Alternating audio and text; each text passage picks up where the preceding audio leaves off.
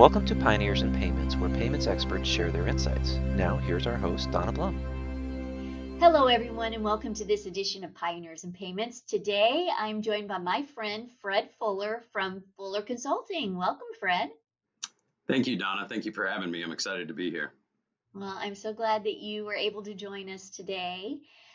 So to kick us off, would you mind sharing a little bit about yourself, maybe your background in payments, and then also your role at Fuller Consulting? I'm glad to do that. I got to tell you, Donna, that I think one of my least favorite parts of pitching, of client meetings, is the background, right? Like, let's all do a little introduction. It just feels so weird, and I never feel like I've settled into like, what is that perfect thing? And maybe it's because I've been a bit of a platypus through my entire career. But just to set the stage of like the least favorite part, but I'm glad to be here. I've done a number of things. Most recently, I was with Endava, where I ran their global sales team for banking and capital markets. Wonderful company, wonderful experience. Really enjoyed it. I've taken some time off to kind of calibrate on what I'm doing next, and right now, Fuller Consulting is the track, and I can talk a little bit more about what that is. But in regards to my background, prior to Endava, I was with a company called Cardlytics. I was employee number 50, went all the way through the IPO process. There, I was responsible for account management. I started with an account, then took on one of the big accounts, Bank of America, and then took on the entire function of account management. So with Endava and with Cardlytics, those are very heavily payments-focused organizations, banking-focused organizations. And so between those two organizations, that puts me somewhere between roughly 13 to 15 years of experience in that space. Prior to Cardlytics, which was an incredible experience, I was with a company called S1 that was bought by ACI. Most people in the payment space know ACI. But there I was working in a finance capacity. So I worked in the FP&A, and I supported all the GMs, the regional leaders, as they built their forecasts and budget, and that got reported up to the president. So I actually reported to the president and was a peer of those folks. But oddly, from an account management perspective, I always saw them as my clients. Nobody ever talked to me about it. Nobody ever said, this is the way you should think about it. I just felt like these are the people that are my clients. These GMs are responsible for running a business. And the less time they spend doing financial administrative stuff, the more time they spend running the business. So it was always just my objective to like make that as seamless and simple as possible, just from kind of an intuitive perspective. So beyond that, experience in finance and telecom and so forth, I joined the Navy out of high school. I enlisted. I went to SEAL training. I was a DJ at a radio station. I went to school on a theater scholarship, and then ultimately got a degree in statistics. So I have been all over the map, and perhaps this explains my discomfort of like, do you just want me to focus on the one thing that's critical to the conversation, or do you want to know that you've got more to pull from here, I think, in that regard? Well, certainly do. That's quite that's a lot of breath right there. So that I learned something new about you, Fred. We've had conversations before, and I did not know all of these things. Yeah. And I didn't mention that wrote a book and dropped a podcast. The book wrote between my time at Cardlytics and joining Level/Endava. I got with who really is my mentor, got with him, and we wrote a book about account management, and that book and then we put a podcast behind it. And the book and the podcast, with no publicity whatsoever, the book has sold about 2,000 copies, which we thought, well, we'll sell 10, right? It was a vanity project. And then with the podcast, we recorded 23 sessions. We haven't recorded since 2023. And we just went and looked at it the other day, and we have 71,000 downloads. And so we were like, wait, what? Are we being punked, right? I've done a ton of stuff. Okay, so I'm going to ask you for the title of the book and how can people get it? Well, you can get it on Amazon, and it's called A Dragon Walks Into a Meeting, A Tactical Guide to Client Management.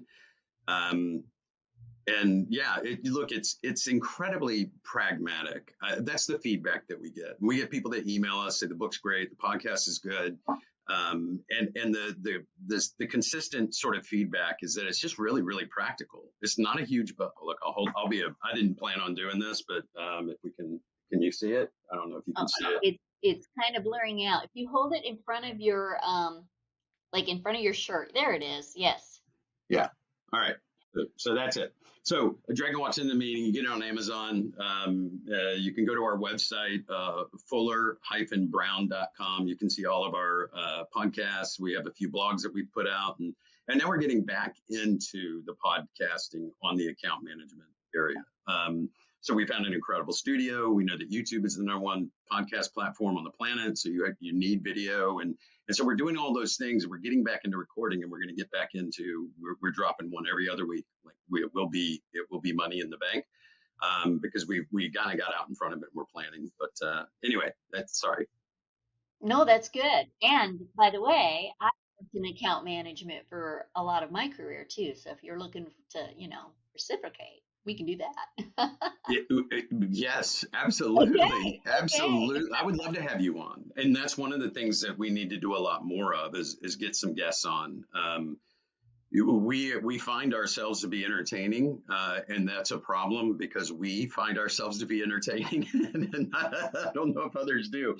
So having other voices, people that know and can look, everybody's got a different set of experiences. And if I said, tell me all you know about account management, go, within 5 to 10 minutes, you'd say at least 3 to 5 things that I've not even thought about or heard of, right? So it's a collective of experiences that makes us all better.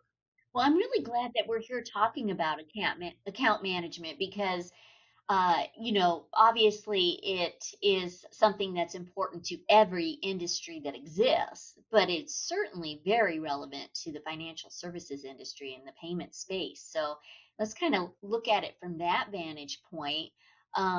So I like to start off by kind of talking about what's happening in the payments industry, what's the most notable trend, and perhaps this kind of has an account management slant to it. So what would you say is the most notable trend? Well, there's several notable trends. The merchant services piece of payments is back at a high point and has a massive amount of collective interest, right? Real-time payments are cycling through their sort of ebbs and flows globally, locally. The Fed, the clearinghouse, RTP, all the different players. So payments is arguably the hottest collective topic on the planet, in my opinion, because no matter where and it's cliche, but it's true. No matter where you are, what you do, you need to take money, you need to send money, right? Like it's just that simple. So everybody needs it.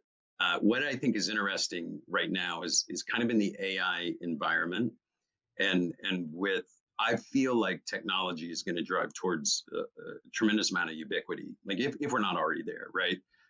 As AI and different machine learning capabilities influence the coding and the way that we build products, I feel like the differentiator of the future, the superpower of the future is going to be your account management. It's your relationships. We know this, right? But you can't repeat it enough because somebody somewhere is going to say that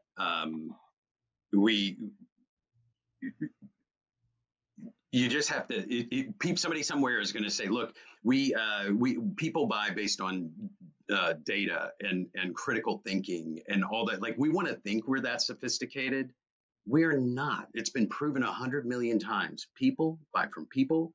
It's all about the relationships and it's all about the emotion.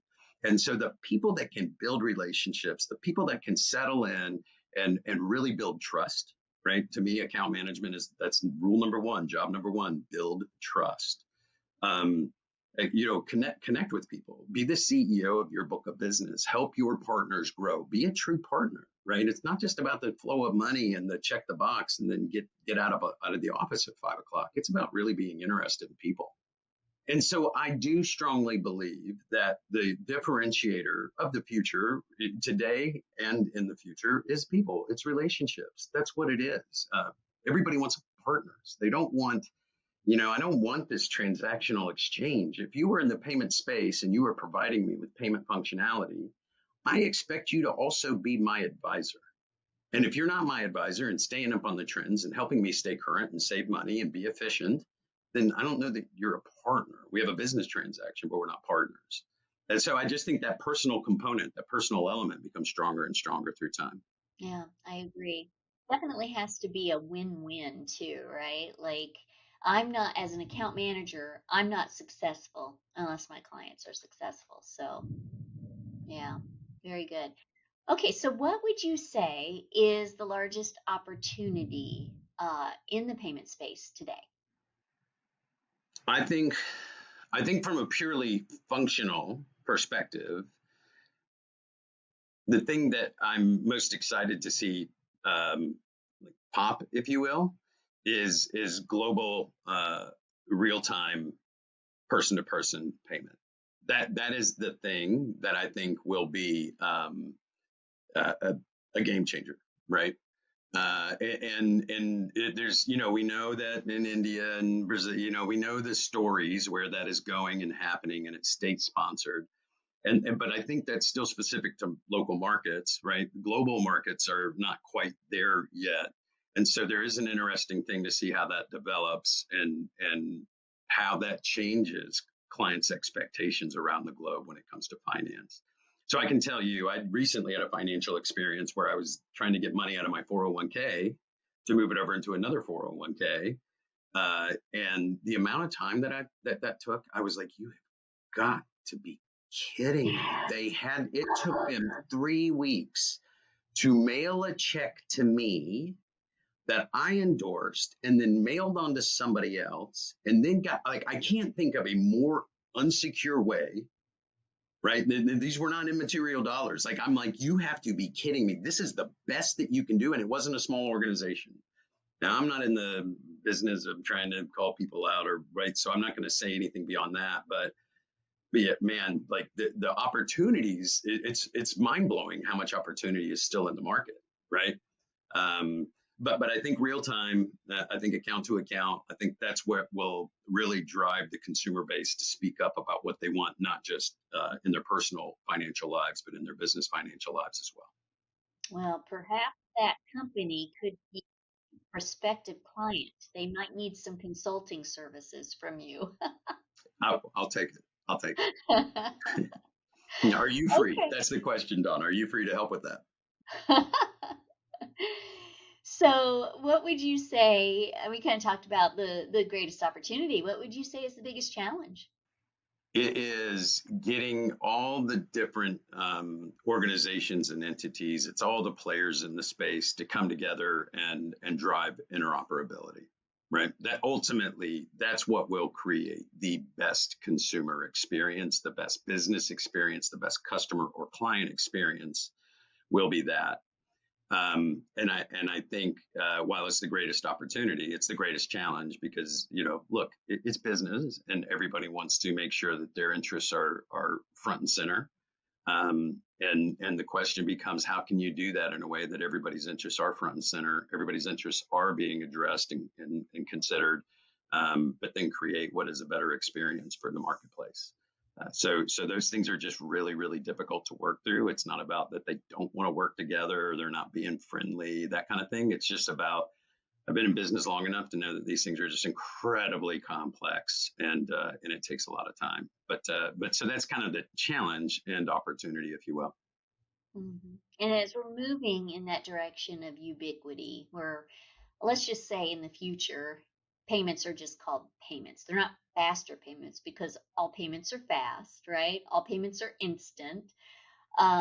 What's really going to differentiate at that point is the account management, right?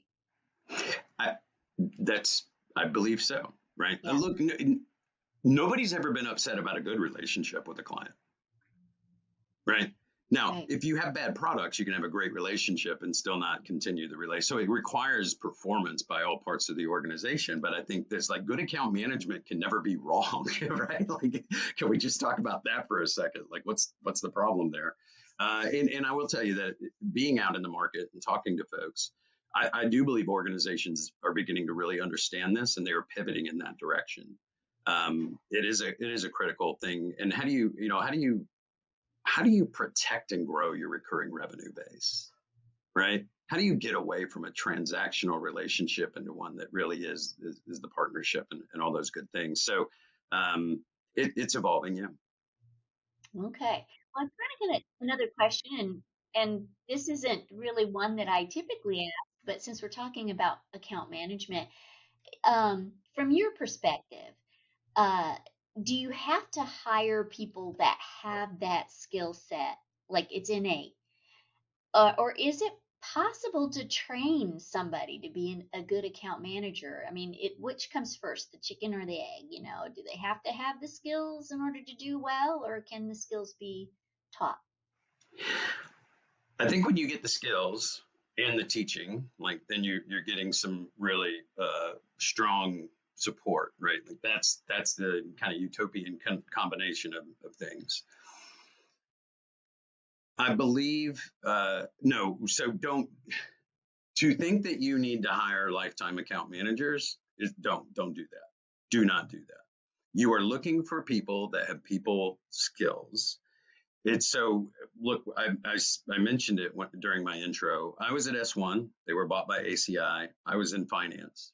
I was in finance. I was internal. I was in as internal as a person can be, right? Like they didn't let me talk to people outside of the company. Um, and and and when I moved over to Cardlytics, John Brown, the co-author of the book and great friend and business partner, um, he interviewed me and he gave me the job after all the interviewing process and so forth. And I asked him, I would later ask him after I felt confident that he'd made the right call and I was in the right place, because I went into it thinking I don't know account management, right? Like I think relationships, but I don't know account management. And after I felt like I was stable and they made the right call, I asked him why he chose me. And he was like, it's people skills and the way that you viewed your current job of like, these are my clients. Like that's the mindset everybody should have in business. Everybody somewhere in business has a client that you need to go and make sure that that client is happy. And if you don't have that, then what are you doing? Right? And again, internal and external. So there are a lot of really, really well qualified, very capable people with incredible people skills and soft skills that don't sit in account management today that could easily make that transition, because it's kind of a thing that, people say, I want somebody with 10 years of experience in this area. And I'm like, I don't know that that always yields the best answer. So be flexible, be dynamic, be creative, right? Really good account managers are people that are creative and they can think on the fly and they can solve complex problems and they can settle and they can be a calming force for everybody. So it's a complex job. And I just think that somebody that sat in a chair may or may not be the best solution for you. Mhm. Very good. Well, thank you for answering that. I kind of threw that one at you. You weren't expecting it. And by the way, I agree with everything you said. Those people skills are super important, and not everybody has them. Some people are much more comfortable with being behind the scene, dealing with numbers or technology, and you know, um, I think they either have people skills or they don't. And if they do, then they, regardless of what um, their career has been up until this point, there is still an opportunity for them to move into account management if they have the people skills. So very good. Okay, so my next question, my favorite question is like, so I'm going to ask Fred now. You know, you've got all this experience from in the payments industry and in account management. If you had to kind of like just summarize all of that and provide one silver bullet piece of advice, what would that be? Don't stop believing.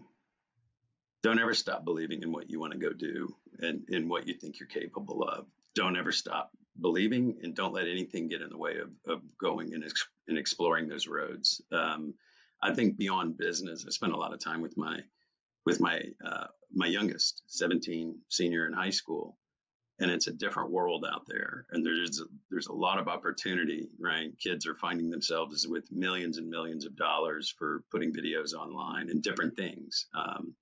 So I think it's an ever-changing world, and never stop exploring or believing in what might be possible. I've done that my entire life. That's why when I do my overview, I can tell you I was enlisted in the Navy and I went to SEAL training and I studied theater and I got a degree in stats, and I've done all those things because I woke up one day and said, that would be really interesting. And I just went and checked them out. Right. I just went and did it. And so don't let things get in the way, man. Like there's so much opportunity out there. Believe in yourself, and people are the key. I do believe that. I do believe that people are the key. All the technology in the world, the technology creates distance. Even when you're talking to your grandmother every day on Facebook, it creates distance. And we need to continue to work to make sure that that distance doesn't get too big, or else it starts to impact those relationships. So embrace the relationships, believe in yourself, and go have fun. That's great advice. And not just for your career. I mean, that's like sound life advice. So I That's love what it. this is. I think that's what this is, Donna. Yeah. I think that's one of the shifts that's taking place for me right now, is this distinction between like career Fred and personal Fred. And I'm like, man, I'm at an age where I just want to be one person right now. And so, yeah, this is what you get, right? You ask the question, this is what you get. So Yeah, I love it. And it just the holistic approach, right? Yeah. All right. Well, Fred, if somebody's listening to this podcast and they're thinking, my team, my account management team could really use some training, encouragement, that sort of thing. And how would they get in touch with you, and what kinds of other types of services do you offer? you can get in touch with me at fuller-brown.com. In there, you can see all of our content and everything else, but you can drop us a note there. And it's the cleanest, most efficient way to get in touch with us. Um, and what was the second question? I'm sorry. Well, just about the services that you provide. So we provide training, so we can come in and do like a 2-day training session, which focuses on the content of the book and just foundational elements, right? Like, this is the way we think. This is the springboard from which you should consider account management and so forth. Um, there's mentoring, there's one-on-one coaching, there's retainer models where you just kind of come in and say, I'm going to give you so many hours a month and work with your team, sit in on calls, listen to calls, help you with QBRs, help you with your account plans and your account reviews. Are you doing those things? Do you have good, healthy hygiene when it comes to that? And then we're doing some really, really unique things in that we do sort of disc assessment, right?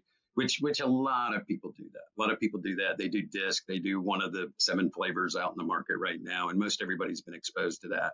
But I still think it's always a good reminder. But what we're also doing is we're commingling improv. So theater improv training, we're actually commingling that.